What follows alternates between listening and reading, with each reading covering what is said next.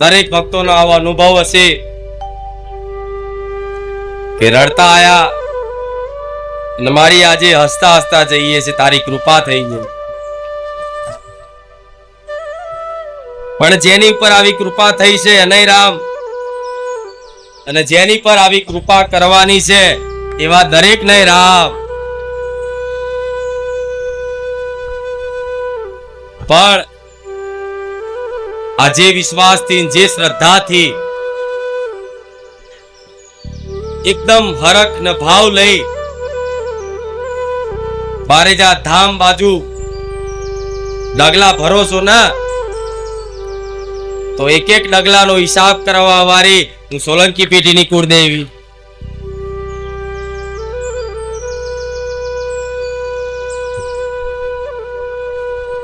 માં કીધી છે ને, માનું કર્તવ્ય નિભાઈશ, માની ફરજ નિભાઈશ. પણ મારા દુખિયારા ભક્તોને જીવનમાંથી દુઃખ દૂર ના થાય ત્યાં સુધી હું સોલંકી પેઢીની બહુચરના ખાતાની ઉગતા પોરની મેળડી નહીં જપું. રામ, હું રામ વારી મેલડી નહીં જપું, હું ખુખાર મેલડી નહીં જપું, મારા ભક્તોની લાડકી મેલડી નહીં જપું,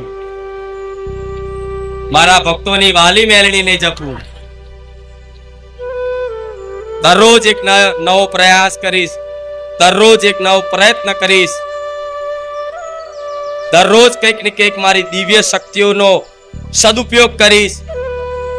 દુખિયારાના દુઃખ દૂર કરવા માટે, અંધકારમય જીવન પ્રકાશમય બનાવવા માટે કંઈક ને કંઈક મારી દિવ્ય શક્તિઓનો સદુપયોગ દિવસે દિવસે મારા ભાવિક ભક્તો માટે કરીશ. હું રામવારી મેલડી આવું.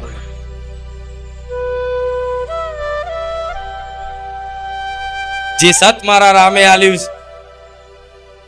જે શક્તિ મારા ભગવાને આલી, એ ભક્તિ તમારા જીવનમાં, એ સતનો પ્રકાશ તમારા જીવનમાં ફેલાય અને તમારા આખા કુળમાં અજવાળા ના કરવા આવું તો મને ખુખાર મેલડી ના એમ કહે. તમારું ઘર નહીં, તમારા કુળ સુધી, આવનારી પેઢીઓ સુધી અજવાળા થઈ જશે જે બારેજા ધામમાં વિશ્વાસ સાથે આવે. આ મારા બોલનો વિશ્વાસ રાખજો, આ મારી પર વાણી પર શ્રદ્ધા રાખજો. તમારું નહીં પણ હાથ હાથ પેઢીનું કલ્યાણ કરવા વાળી હું રામવારી મેલડી છું. પેઢીએ ખાધે નહીં ખૂટે, પેઢીએ વાપરે નહીં ખૂટે, પણ બસ ખાલી મારા વાલા બનતા શીખી જાઓ, મારા પ્રિય બનતા શીખી જાઓ. જેને હું ગર્વથી કહી શકું કે આ મારો ભક્ત છે એવા બની જાઓ. હું હરખથી કહી શકું કે આ મારો ભક્ત છે, આ મારી ભક્ત છે. બસ એવા બની જજો. તેવા બનવા માટે દર રવિવાર આ રીતે તમારી બે આંખોથી આ દર્શન કરવા પડશે ચુંદડી રૂપના. દર રવિવાર આ બે કાનોથી આ મારી વાણીને સાંભળવી પડશે ધ્યાનપૂર્વક. દર રવિવાર આ નાકથી મારા ધામની સુગંધ લેવી પડશે.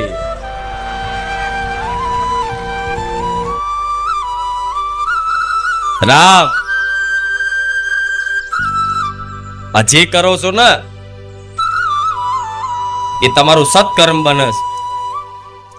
બારેજા ધામમાં ખાલી આવાથી અહીં કશું જ ના કરો, ખાલી આવી અને દર્શન કરીને જતા રહે ને એનું એડે નહીં જાય. આઈન ખાલી માથું નમાઈને જતા રહે એનું એડે નહીં જાય. આઈન ખાલી મસ્તક ઝુકાઈને મસ્તક નમાઈને જતા રહેશે એનું એડે નહીં જાય. બાર ઉભા ઉભા ખાલી આ ધજાના દર્શન કરી લેશે એનું એડે નહીં જાય. તો તમે તો દર રવિવાર પલાઠી વારીને બેહો છો, વિશ્વાસ રાખજો. દર રવિવાર પલાઠી વાળીને બેસો છો તો વિશ્વાસ રાખજો. તમે જેની કલ્પના નહીં કરી, જેના વિચારે નહીં આયા, જો જીવનમાં એવું સુખ પ્રદાન કરવા ના આવું તો હું રોમ વારી મેલડી નહીં.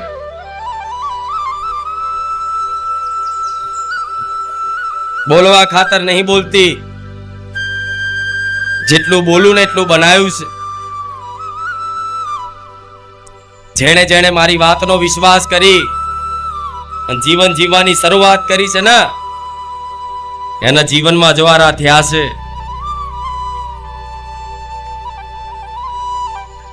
તો વિચારો ખાલી મનથી યાદ કરવાથી, સ્મરણ કરવાથી, પારિજા ધામ આવી અને દર્શન કરવાથી લાખો મારા ભાવિક ભક્તોનો અનુભવ હશે કે ખાલી પગ મૂકવાથી જ માં તારા ધામમાં આયા પછી માં અમારા જીવનમાં શાંતિ દેખાય, સુખના અધાણ આયા કે આજે ને કાલે મારી ખુખાર મેલડી સુખના દાડા લાવશે. તો વિશ્વાસ રાખજો, મારા ભક્તોને કહીશ, આજે ને કાલે સુખના દાડા 100% આવશે. અંધારું કાયમ રહેતું, ભલે વર્ષો જૂનું અંધારું હોય, વર્ષો જૂનું અંધારું હોય, પણ એ અંધારાને દૂર કરવા માટે ખાલી મારા સૂર્ય નારાયણનો એક પ્રકાશ કાફી છે. વર્ષો જૂનું અંધકાર હોય, વર્ષો જૂનું અંધારું હોય, એ અંધકારને દૂર કરવા માટે ખાલી એક સૂર્યદેવનું કિરણ પડે ને એટલે વર્ષો જૂનો ભલે અંધકાર હોય એ અંધકાર દૂર થઈ જાય. તો એ જ સૂર્ય નારાયણના રથડામાં બેહનારી ઉગતા પોરની મેલડી છું. સૂર્યના તેજ પ્રકાશ જેવી માતા છું. જે જે મારી બાજુ સન્મુખ થયા છે ને એના જીવનમાં ક્યારે અંધકાર નહીં આવવા દઉં, વિશ્વાસ રાખજો. રામ તો જે આ વાતનો વિશ્વાસ કરી અને બારેજા ધામ આવશે ને એને મારે કશું કહેવાની જરૂર નહીં, કે ના મુખેથી આશીર્વાદ બોલવાની જરૂર નહીં, ના માથે હાથ મૂકવાની જરૂર નહીં, કશી જ વસ્તુની જરૂર નહીં. ભલે કોઈ દિવસ સ્ટેજ ઉપર દર્શન નહીં થાય, મારી જોડે કઈ વાર્તાલાપ રૂબરૂ નહીં થાય, પણ બે આંખોથી પાછળ બેઠા બેઠા જોવો છો ને તો એની પર મારી નજર છે. આ બાજ ખૂણામાં ઉભેલો કોઈ વ્યક્તિ હોય, ભલે પણ અંદર નાઈને ઉભો રહેતો હોય, પલાઠી વારી ના બેઠો હોય, પણ ઉભા તે મારી વાણીને ધ્યાન પૂર્વક સાંભળતો હશે ને એની પર મારી કૃપા દ્રષ્ટિ રહેશે, વિશ્વાસ રાખજો.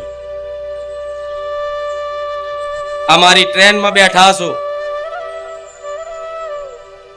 ટ્રેનમાં બેઠા પછી ચાહે ભલે બેઠા બેઠા જાઓ કે ઉભા જાઓ, ટ્રેન એના મંજિલ સુધી પહોંચાડે.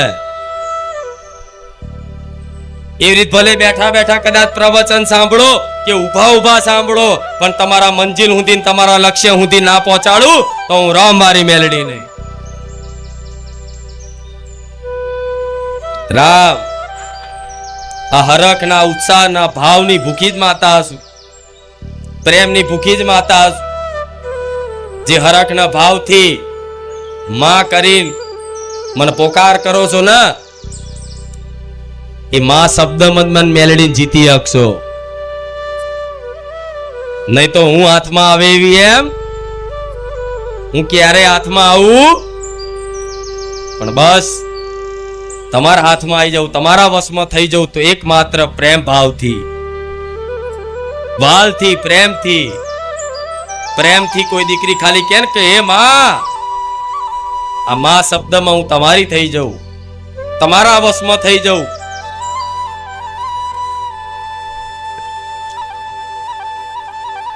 ભલે રામ. તો આ હરખના ભાવથી જ જીવનમાં ભક્તિ કરતા રહેજો. જે માર્ગદર્શન મળ્યું છે બારેજા ધામથી, એક માર્ગદર્શન મુજબ જીવનમાં ભક્તિ કરતા રહેજો, જીવનમાં સેવા કરતા રહેજો, જીવનમાં ભગવાન માતાજીનું નામ લેતા રહેજો, મનમાં સ્મરણ કરતા રહેજો. જવું હોય તો ક્યાંક માતાજી ભગવાનના ધામે જજો. હું માતા એવું કહીશ કે તમારું જીવન ક્યારેય નર્ક જેવું નહીં થવા દઉં, એટલો વિશ્વાસ રાખજો. ભગવાને અમૂલ્ય જીવન આલ્યું છે, અમૂલ્ય જીવન કહેવાય, ભગવાનની સર્વોત્તમ ભેટ કહેવાય. તો મનુષ્ય જીવન, તો ભગવાને મનુષ્ય જીવન આલ્યું છે, હારું શરીર આલ્યું છે. શરીરમાં કદાચ બે આંખોથી જોઈ શકો છો, કાનેથી સાંભળી શકો છો, જીબાનેથી બોલી શકો છો. તે ઉપરવાળાનો આભાર માનજો કે તારી કૃપા તો પહેલેથી છે, પણ અત્યાર સુધી ખબર નથી. તો ભગવાનને એવી પ્રાર્થના કરાય કે હે ભગવાન, આ બે આંખો આલી છે ને, તો આ બે આંખોથી હર હંમેશા માટે તમારા માતાજીના દર્શન કરાવજો.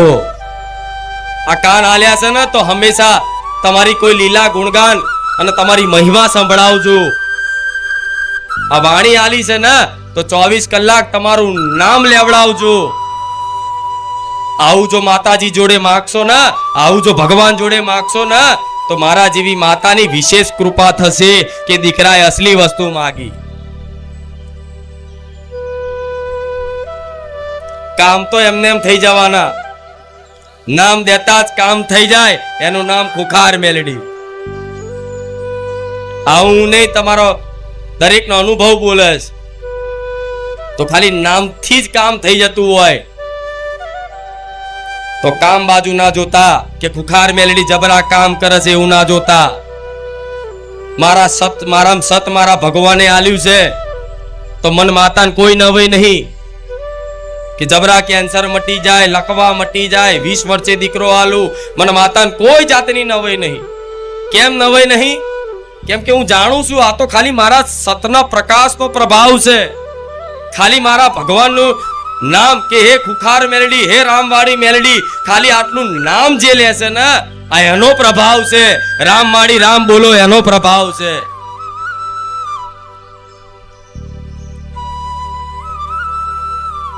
એટલે ક્યારેય મારા પરચા બાજુ જોતા, પરચા જોઈ અને ભલે આયા છું, પણ જીવન આખું કલ્યાણમય કરવું હોય, જીવન આખું સુખમય કરવું હોય, જીવન આખું શાંતિમય કરવું હોય, તો પરચા નહીં પણ આ મારી વાણીને ગ્રહણ કરી દેવું.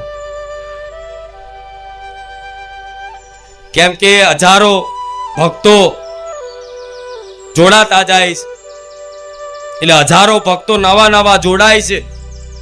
તો નવા આયેલા ભક્તોને દર રવિવાર કહું છું, અને આ રવિવારે કહીશ કે બારેજા ધામમાં જો કદાચ